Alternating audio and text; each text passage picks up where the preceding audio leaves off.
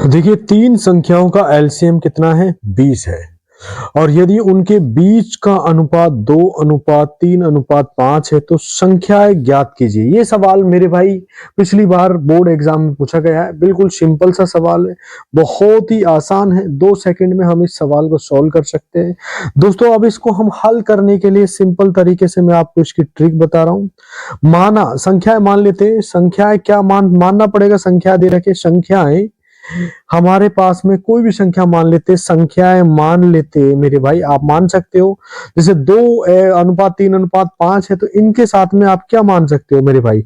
X लगा सकते हो, 2x, 3x या फिर 5x। इस तरह आप संख्याएं मान सकते हो मेरे भाई। कुल मिला के इस तरह आपने कोई भी संख्या मान ली, 2x, 3x, 5x, ये संख्याएं मान ली है, सिर्फ x मान ली वो संख्या। कुल मिला के ये है। अर्थात अब निकालना है हमें एलसीएम। क्या दे रखा है इसमें? एलसीएम ध्यान से समझना। एलसीएम बराबर मेरे भाई x गुणा एलसीएम, उसके बाद में ये दे रखा है 2, 3 और मेरे भाई 5।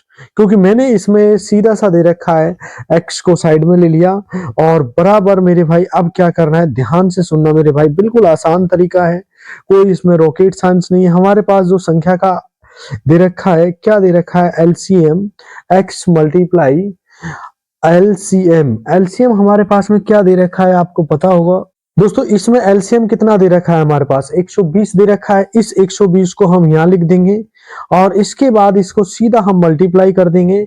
नॉर्मल सा डिटेल बता रहा हूं मेरे भाई, बिल्कुल आसान सा तरीका है।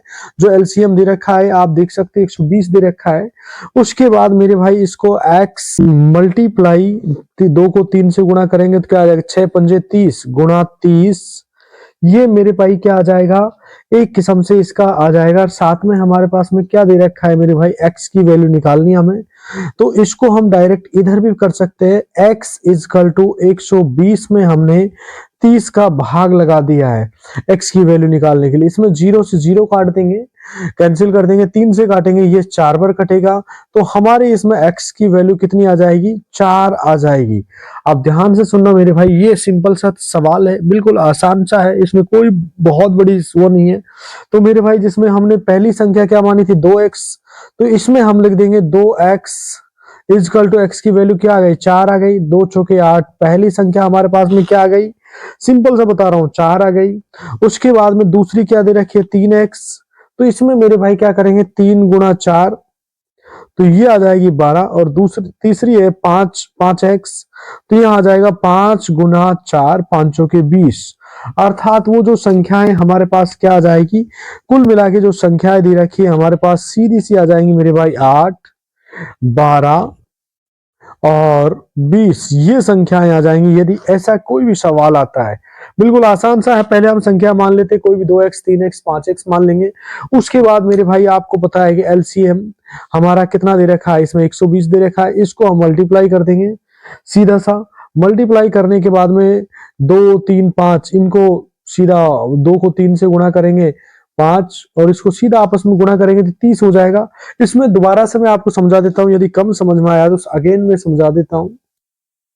दोस्तों, ये दे रखे तीन संख्याओं का एलसीएम हमारे पास 120 दे रखा है। यदि उनके बीच का अनुपात 2:3:5 है तो संख्या ज्ञात कीजिए। तो मेरे भाई हम मान लेते हैं, वो संख्या मान लेते हैं सीधा सा, सिंपल सा तरीके से मान लेते हैं। वो संख्या क्या मानते हैं मेरे भाई? सीधा हम मानते हैं, जैसे एलसीएम इजकल टू कितना मानते हैं? सीधा सा माना x मान लेते हैं, तो हमारे पास में x मान लिया, तो पहले दे रखा है 2 दे रखा है, फिर 3 दे रखा है, फिर 5 दे रखा है। एलसीएम हमारा कितना है? 120 में दे रखा है। इसको हम इससे मल्टीप्लाई 5 दिया 15 दूना 30, अर्थात x इजकल टू आ जाएगा 30। x को मल्टीप्लाई 30 से किया, इसको हम इधर क्या करेंगे? इसके डिवाइड कर देंगे। x बराबर में 120 में इधर चला जाएगा ये नीचे की तरफ और 30 का इसमें डिवीजन होगा।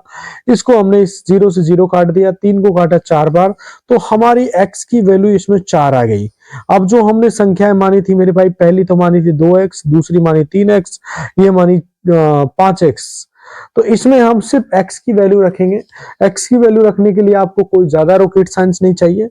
आपको 2 गुणा मेरे भाई चार करना है, ये तो पहली संख्या आ गई। उसके बाद 3 गुणा मेरे भाई 4 करना है, ये दूसरी संख्या आ गई। फिर 5 गुणा 4 करना है, ये मेरे भाई 5 का 20, ये तीसरी संख्या आ गई। तो हमारी अतः वो संख्या क्या आ जाएंगी? अतः वो संख्याएं सिंपल सा बता रहा हूं मेरे भाई, जैसे 8 आ गई, दूसरी 12 आ गई और तीसरी 4 आ गई। इस तरह की ये संख्याएं हम इस तरह निकाल सकते हैं।